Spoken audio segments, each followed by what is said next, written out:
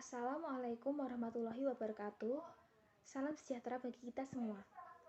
Perkenankanlah, saya mahasiswi Universitas Djana Badra, Fakultas Ekonomi dan Bisnis, Prodi Manajemen, dengan nama Anissa Eka Rahmawati dan nomor induk mahasiswa 18210180, akan memaparkan sedikit mengenai bisnis plan saya dengan judul Sambal Cumi sebagai tugas akhir ujian akhir semester 6 mata kuliah manajemen usaha kecil dan menengah yang diampu oleh dosen Bapak Yanuar Saksono.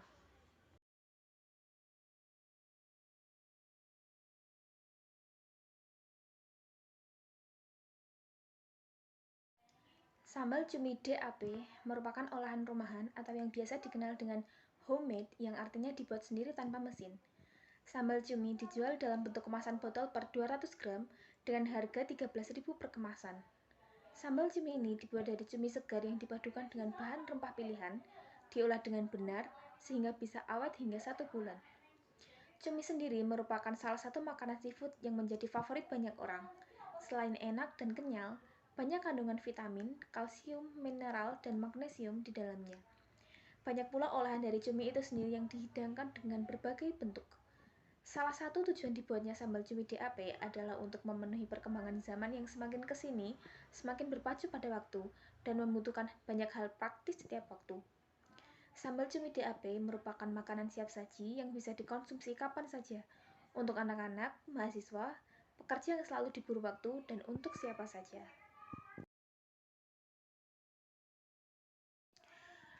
Sesuai dengan market analisis yang telah saya buat, ada beberapa pesaing yang mungkin akan menjadi pesaing pasar dari sambal cumi DAP sendiri.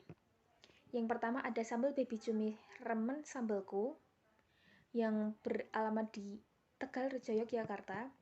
Sambal cumi bukam yang beralamat di Gamping, Sleman. Kring sambal cumi yang merupakan pesaing dari marketplace Shopee. Sambal cumi spicy dari Tokopedia, dan sambal baby cumi pedas cap rawit dari marketplace Lazada.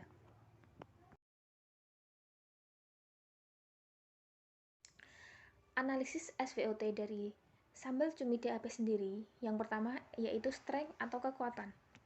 Bahan-bahan pembuatan sambal cumi DAP ini dibuat dengan bahan dari rempah alami yang mudah didapatkan di pasaran tanpa campuran bahan pengawet. Cumi yang kami pilih adalah cumi asin yang telah dikeringkan sehingga mampu untuk bertahan hingga 1-2 bulan. Pengemasan juga dikemas dengan botol yang bisa ditutup kembali setelah dikonsumsi, lebih praktis dan mudah dalam konsumsi. Kemudian weakness atau kelemahan. Kemasan dari sambal cumi DAP hanya tersedia 200 gram. Segera untuk kedepannya akan dibuat kemasan yang lebih kecil 100 gram dengan menggunakan plastik kemasan, dan kemasan yang lebih besar hingga 500 gram hingga 1 kg untuk konsumsi dalam jangka waktu yang lama, sehingga konsumen dapat memilih sendiri apapun yang diinginkannya. Kemudian opportunities atau kesempatan. Dalam soal rasa, sambal cumi DAP mampu bersaing dengan produk lokal lainnya.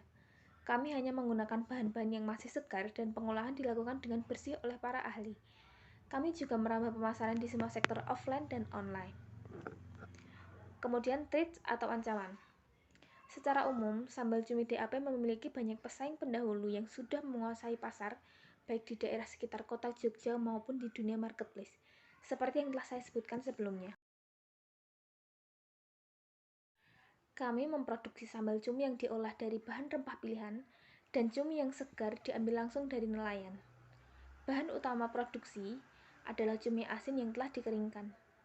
Bahan-bahan yang kami gunakan antara lain cabai merah keriting, cabai rawit, daun jeruk, gula merah, gula pasir, tomat, bawang merah, bawang putih, kaldu jamur, garam halus, dan gula pasir. Selanjutnya, kita akan menuju proses pembuatan sambal cumi DAP.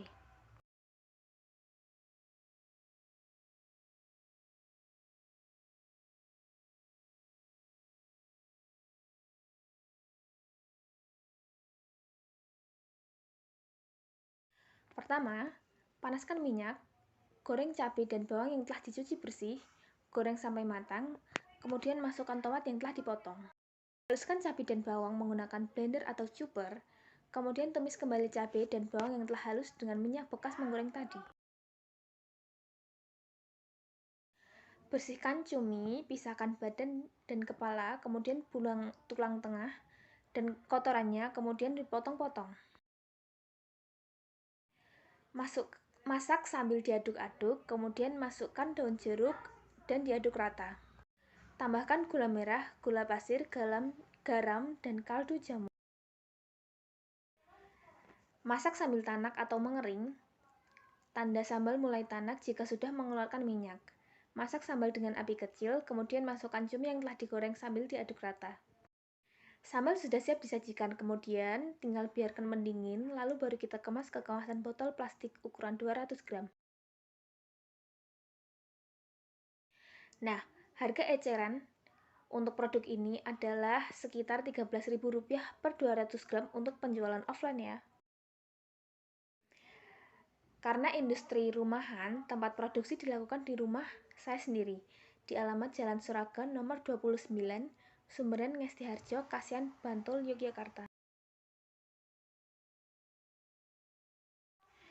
Sambal Cumi DAP mengembangkan brand produk dengan olahan sambal cumi. Pemasaran dilakukan dengan offline maupun online. Secara offline, kami melakukan pemasaran dengan menitipkan di beberapa toko kelontong dan sayuran yang ada di daerah Pasar Pingit, Pasar Tegalrejo, dan Jalan Godian. Melalui online marketing, kami mendaftar beberapa aplikasi seperti Jogja Kita, Gojek, Grab, dan Shopee Food. Kami juga membuka toko di beberapa marketplace seperti Shopee, Lazada, dan Tokopedia. Kami juga melakukan promosi melalui Instagram, Facebook, dan Twitter. Itulah tadi pemaparan singkat dari saya mengenai bisnis plan kami. Mohon maaf apabila ada salah kata dan kekurangan. Wassalamualaikum warahmatullahi wabarakatuh.